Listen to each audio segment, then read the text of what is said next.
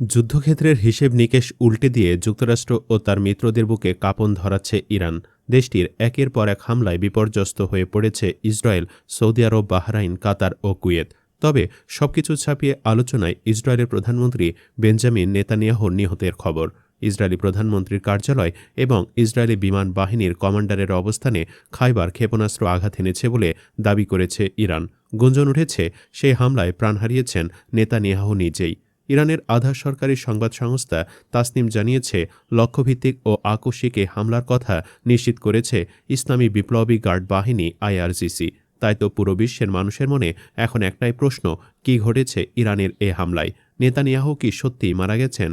বিপ্লবী গার্ড বাহিনীর বিবৃতির বরাত দিয়ে ইরানি বার্তা সংস্থা ফার্স নিউজ এজেন্সি জানিয়েছে, ইহুদিবাদী শাসক গোষ্ঠীর অপরাধী প্রধানমন্ত্রীর কার্যালয় এবং তাদের বিমান বাহিনীর প্রধান কার্যালয়কে লক্ষ্যবস্তু করা হয়েছে।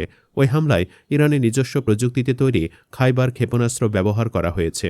যদিও নেতানিয়াহুর ভাগ্যে কী ঘটেছে সে ব্যাপারে আইআরজিসির পক্ষ থেকে আনুষ্ঠানিকভাবে কিছু জানায়নি। এ ব্যাপারে কিছু বলেনি নেতানিয়াহু প্রশাসনও। ফরাসি বার্তা সংস্থা এএফপির সাংবাদিকরা বলেছেন, সোমবার জেরুজালেমের আকাশে একের পর এক নতুন বিস্ফোরণের শব্দ শোনা গেছে। এর আগে ইসরায়েলি সামরিক বাহিনী ইরান থেকে ছোড়া নতুন ক্ষেপণাস্ত্র শনাক্ত করা হয়েছে বলে জানায়। ইরানের দাবি নিয়ে ইসরায়েল মুখ না খুললেও আলোচনা শুরু হয়েছে খাইবার মিসাইল নিয়ে। এই অত্যাধুনিক মিসাইল ইরানের লুকিয়ে রাখা অন্যতম বড় অস্ত্রগুলির মধ্যে একটি। পার্সিয়ান ভাষার নাম খাইবার, যাকে বলা হয় খোররামশাহর ৪।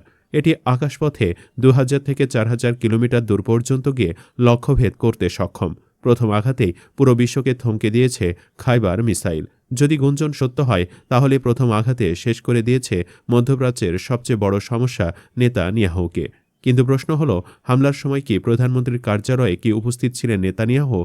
অসমর্থিত সূত্র বলছে, যুদ্ধ শুরুর প্রথম দিনই ইসরায়েল ছেড়ে সাইপ্রাসে আশ্রয় নিয়েছিলেন নেতানিয়াহু। কিন্তু খামেনির মৃত্যুর খবর পেয়ে ফিরে আসেন ইসরায়েলের এই প্রধানমন্ত্রী। এরপর থেকে তার পালিয়ে যাওয়ার কোনো খবর কেউ দিতে পারেনি। যদি সেটাই হয়, তাহলে নেতানিয়াহুর মৃত্যুর ব্যাপারটি উড়িয়ে দেওয়ার সুযোগ দেখছেন না বিশ্লেষকেরা।